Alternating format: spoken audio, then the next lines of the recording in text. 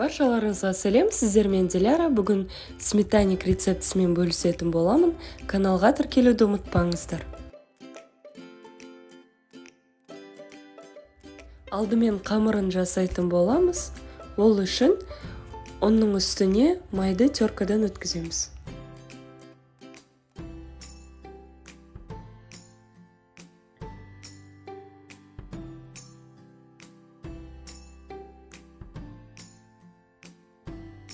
Үстіне қопсытқыш, жұмыртқа және қант салып қамыр илейміз.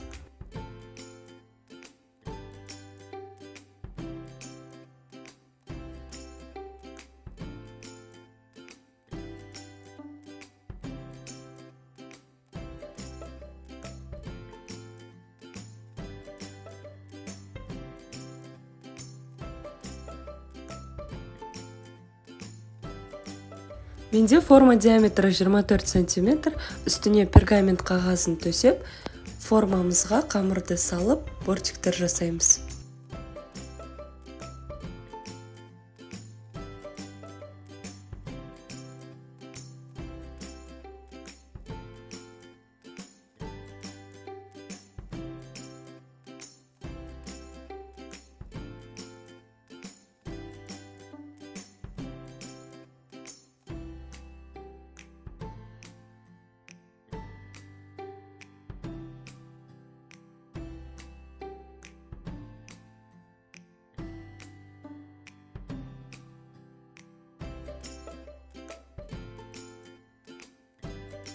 Енді салмасын дайындайтын боламыз. Ол үшін бізге 20% қаймақ, жұмыртқа және қант қажет.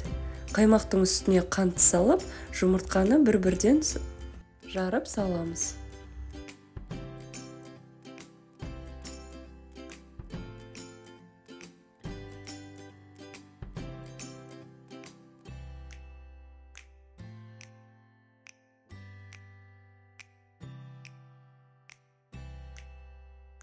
Венчикпен біркелкі масса болғанша араластырамыз.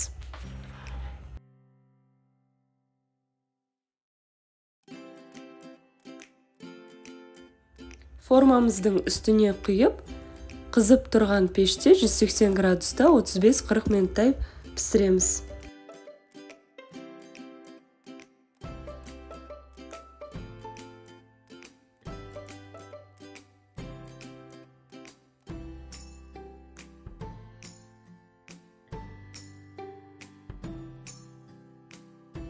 Дайын болған соң міндетті түрде салқындату қажет.